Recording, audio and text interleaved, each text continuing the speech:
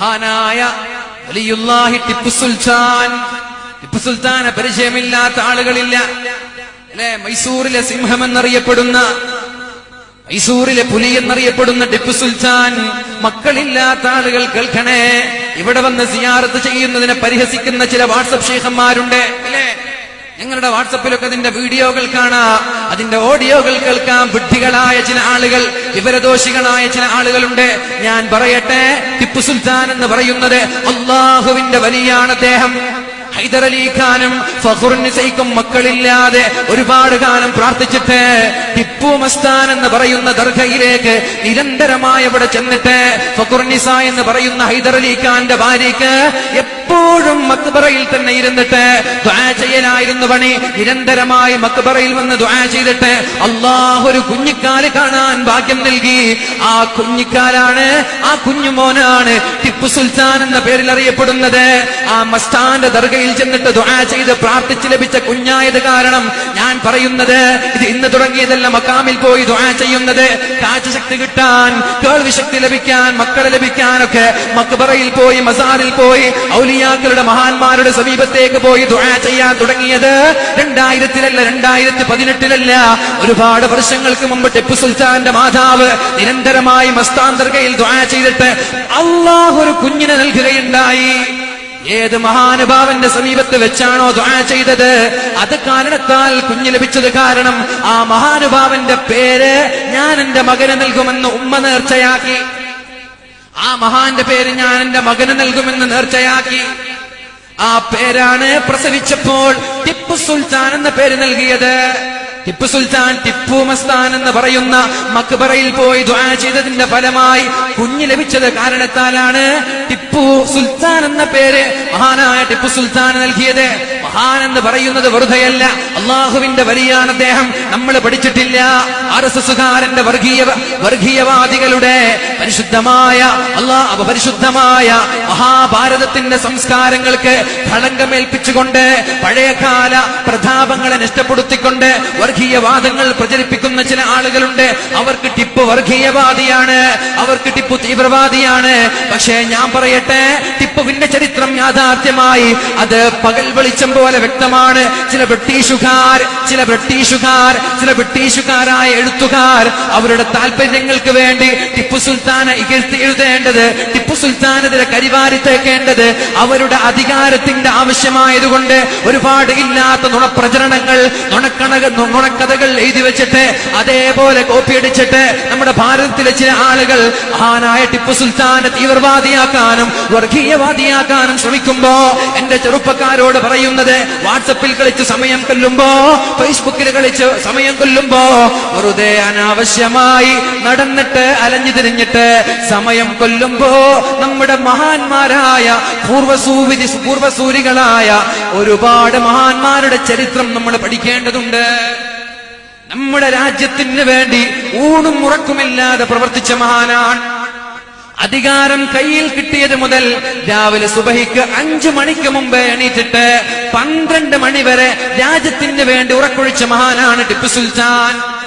അറിയണം, നമ്മൾ അദ്ദേഹത്തെ അറിയണം. ഒരുപാട് രാജ്യങ്ങളുടെ നേതാവായിരുന്നു, രാജാവായിരുന്നു ടിപ്പു സുൽത്താൻ എന്ന് പറയുന്നത്. ഞാൻ പറഞ്ഞു വരുന്നത്, ഇത്രയും രാജ്യങ്ങൾ തന്റെ കീഴിലുണ്ടായിട്ട്, ഇത്രയും വലിയ ഉത്തരവാദിത്തങ്ങൾ തന്റെ കീഴിലുണ്ടായിട്ട് അദ്ദേഹം ഒരു പള്ളി നിർമ്മിക്കുകയുണ്ടായി. ശ്രീരംഗപട്ടണത്തിൽ ഒരു പള്ളി. അതിലേക്ക് വലിയ വലിയ ഔലിയാക്കന്മാരെയും വലിയ വലിയ ഉലമാക്കളെയും ഉമറാക്കളെയും എല്ലാവരെയും ക്ഷണിച്ചു ഉദ്ഘാടനം ചെയ്യാൻ വേണ്ടി എല്ലാ ആളുകളെയും ക്ഷണിച്ചു. പള്ളിയുടെ ഉദ്ഘാടനമാണ്. ആരാണ് ഉദ്ഘാടനം ചെയ്യുന്നത് എന്ന് പറഞ്ഞില്ല. ഉലമാക്കളും ഉമറാക്കളും എല്ലാവരും ഒരുമിച്ചുകൂടി.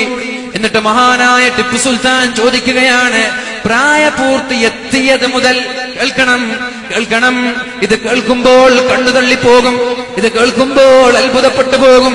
പ്രായപൂർത്തി എത്തിയത് മുതൽ, ശ്രദ്ധിക്കുന്നുണ്ടോ? പ്രായപൂർത്തി എത്തിയത് മുതൽ, അഥവാ ഒരു പുരുഷന്റെ 15 വയസ്സ് മുതൽ ഒരു പെണ്ണിന്റെ 12 വയസ്സ് മുതൽ ജമാഅത്ത് നഷ്ടപ്പെടാതെ നിസ്കാരം ഖളാ ആവാത്തതല്ല. ഒരു ജമാഅത്തും ഇന്നേ വരെ നഷ്ടപ്പെട്ടിട്ടില്ല എന്ന് ഉറപ്പുള്ള ആളുകൾക്ക് ഈ പള്ളിയുടെ ഉദ്ഘാടനം നടത്താമെന്ന് പറഞ്ഞപ്പോ അവിടെയുള്ള ആലിമീങ്ങൾ എണീറ്റില്ല, അവിടെയുള്ള ഉമറാക്കൾ എണീറ്റില്ല. ഒരാളെയും കാണാതിരുന്നപ്പോ മഹാനായ ടിപ്പു സുൽത്താൻ എണീറ്റുകൊണ്ട് പറഞ്ഞു, എന്റെ പ്രായപൂർത്തി എത്തിയത് മുതൽ ഇന്നേ വരെ ഒരു ജമാഅത്ത് പോലും എനിക്ക് നഷ്ടപ്പെട്ടിട്ടില്ല. നമുക്ക് നിസ്കാരം കളായിട്ടില്ല എന്ന് പറയാൻ പറ്റുമോ? പ്രായപൂർത്തി എത്തിയത് മുതൽ നിസ്കാരം കളായിട്ടില്ല. എന്ത് നിസ്കാരം? മീറ്റിംഗ് ആണ്, തിരക്ക് പിടിച്ച മീറ്റിംഗ്, നിസ്കാരം കളായി. ഒന്ന് സഹോദരങ്ങളെ, ആ മീറ്റിംഗ് നഷ്ടമാണ്. നിസ്കാരം കളാക്കിയിട്ടുള്ള മീറ്റിംഗുകൾ. വാല് തന്നെ പേടിയാണ്. രാത്രി 1 മണി വരെയൊക്കെ നീണ്ടു നിൽക്കുന്ന വാല്. ഇനി നിങ്ങൾ മിക്കവാറും പല ആളുകൾ വീട്ടിലെത്തുമ്പോൾ 2 മണി 3 മണി കിടന്നുറങ്ങി, സുബഹി നഷ്ടപ്പെട്ടു. കഷ്ടമാണ്, പേടിയാണ് ആ വിഷയങ്ങളൊക്കെ. അല്ലാഹു നിസ്കാരമൊന്നും നഷ്ടപ്പെടാതെ മരണം വരെ നിലനിർത്താൻ അല്ലാഹു തൗഫീഖ് ചെയ്യട്ടെ.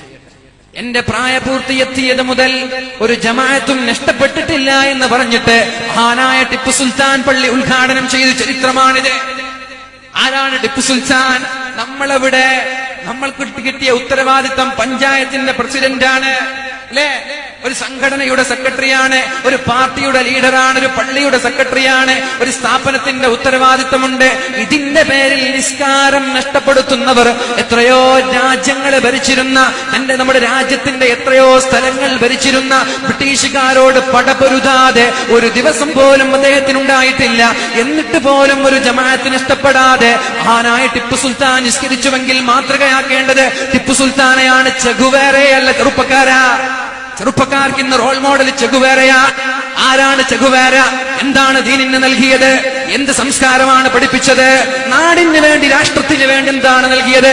ചില ചെറുപ്പക്കാരുണ്ട്, വിവരമില്ലാത്ത തോന്നിവാസങ്ങളുടെ ആഭാസങ്ങൾ ചെയ്തു കൂട്ടിയ ചെഗുവേരയെ പോലെയുള്ള ചില ആളുകളെ റോൾ മോഡലായി കാണുമ്പോ പരിശുദ്ധമായ ദീനിന്റെ സംസ്കാരത്തിന്റെ പടവാളുയർത്തിയ മഹാന്മാരായ ടിപ്പു സുൽത്താനെ പോലെയുള്ള റോൾ മോഡലുകളെ മറന്നുപോകുന്നവർ മഹാനായ ശംസുൽ ഉലമയുടെ സമീപത്തേക്ക് കടന്നു വന്നിട്ട്, മൈസൂരിൽ എനിക്കൊരു എക്സാം ഉണ്ട്, ഒരു പരീക്ഷയുണ്ട്, ദുആ ചെയ്യണമെന്ന് പറഞ്ഞപ്പോ ശംസുൽ ഉലമ, ആരാണ് ശംസുൽ ഉലമ? ശംസുൽ ഉലമയ്ക്ക് ശേഷം അദ്ദേഹത്തെ കവച്ചു വെക്കുന്ന ഒരു പണ്ഡിതൻ ഇവിടെ കടന്നു വന്നിട്ടില്ല. ശംസുൽ ഉലമയുടെ വഫാത്തിന്റെ ശേഷം അദ്ദേഹത്തെ കവച്ചു വെക്കുന്ന ഒരു ആലിം ഇവിടെ കടന്നു വന്നിട്ടില്ല. ആ ശംസുൽ ഉലമ പറഞ്ഞത്, മൈസൂരിലാണ് എക്സാമെങ്കിൽ അവിടെ മൂപ്പരെടുത്ത് പോയി ദുആ ചെയ്തോളൂ. ആരാണ് മൂപ്പർ? മഹാനായ ടിപ്പു സുൽത്താന്റെ മക്ബറയുണ്ട്, ടിപ്പു സുൽത്താന്റെ മക്ബറയുണ്ട്, അവര് വലിയാണ്, അവിടെ പോയി ദുആ ചെയ്തോളൂ എന്ന് ശംസുൽ ഉലമ പറയണമെങ്കിൽ സിറിന്റെ രഹസ്യങ്ങളുടെ കലവറ തുറന്നു തന്ന, ഒരുപാട് രഹസ്യങ്ങൾ അറിഞ്ഞിരുന്ന മഹാനായ ശംസുൽ ഉലമ പറഞ്ഞു തന്നിട്ടുണ്ടെങ്കിൽ ടിപ്പു സുൽത്താൻ നമ്മൾ കണ്ടതുപോലെയല്ല. അദ്ദേഹം വലിയാണ്,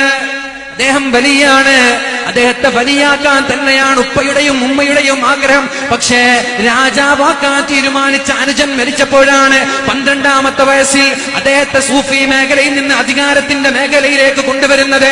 പഠിക്കണം ചെറുപ്പക്കാരാ. ടിപ്പു സുൽത്താനെ പോലെയുള്ള, ഔറംഗസീബിനെ പോലെയുള്ള, ആരാണ് ഔറംഗസീബ് എന്ന് പറയുന്നത്? പരിശുദ്ധമായ ഇന്ത്യ കണ്ട സൂഫി വര്യനായ ഭരണാധികാരിയാണ്. വസ്ത്രം തുന്നിച്ചേർത്തതിൽ നിന്ന് കിട്ടുന്ന വരുമാനം കൊണ്ട് ജീവിച്ച ആളാണ്. കീറിപ്പറിഞ്ഞ കുപ്പായങ്ങൾ ധരിച്ച രാജാവാണ് അദ്ദേഹം. മഹാനായ ഔറംഗസീബ് ഒരു യുദ്ധത്തിന് പോയി ബൽഖ് എന്ന് പറയുന്ന സ്ഥലത്ത് ഉസ്ബക്കുകളുമായി യുദ്ധത്തിന് പോയപ്പോ യുദ്ധം കൊടുമ്പിരിക്കൊണ്ടിരിക്കുകയാണ്. ആ സമയത്താണ് ഉച്ചയുടെ ളുഹ്ർ ബാങ്ക് വിളിക്കുന്നത്. ഉച്ചയുടെ ളുഹ്ർ ബാങ്ക് വിളിക്കുമ്പോ ഔറംഗസീബ് പട്ടാളക്കാരനാണ്, യുദ്ധത്തിന്റെ പടക്കളത്തിലാണ്, രണാങ്കണത്തിലാണുള്ളത്. ആ രണാങ്കണത്തിൽ വെച്ചിട്ട് യുദ്ധം കൊടുമ്പിരി കൊള്ളുന്ന സമയത്ത് ജമാഅത്തായി നിസ്കരിക്കാൻ വേണ്ടി ആളുകളോട് കൽപ്പന പുറപ്പെടുവിച്ചപ്പോ പട്ടാളക്കാർ ചോദിച്ചു, വേണോ അമീറേ ഇത് നമ്മൾ ആത്മഹത്യപരമല്ലേ? ശത്രുക്കൾ 4 ഭാഗം വളഞ്ഞു നിൽക്കുമ്പോ നിസ്കരിക്കുക എന്ന് പറയുന്നത് അപകടമല്ലേ?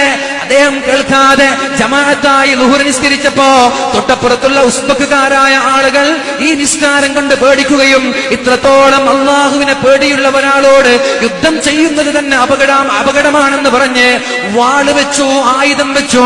മഹാനായ ഔറംഗസീബിന്റെ മുമ്പിൽ മുട്ടുമടക്കിയിട്ടുണ്ട്.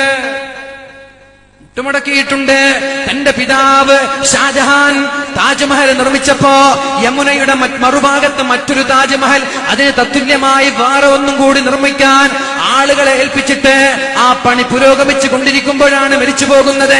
അപ്പോഴാണ് ഔറംഗസീബ് പറഞ്ഞത്, ഉപ്പ ചെയ്തതാണെങ്കിലും ശരി തെറ്റ് തന്നെയാണ്. ജനങ്ങളുടെ ഖജനാവിൽ നിന്ന്, ജനങ്ങളുടെ സമ്പാദ്യങ്ങളിൽ നിന്ന് എടുത്തുകൊണ്ട് ഇങ്ങനെ ഒരു ശവകുടീരം നിർമ്മിക്കുന്നത് നല്ലതല്ല, പൊളിച്ചു മാറ്റാൻ പറഞ്ഞു. ആ പാലവും രണ്ടാമത്തെ താജ്മഹലും. ഇങ്ങനെയുള്ള മഹാന്മാരാണ് നമ്മുടെ റോൾ മോഡൽ, ചെഗുവേറയല്ല.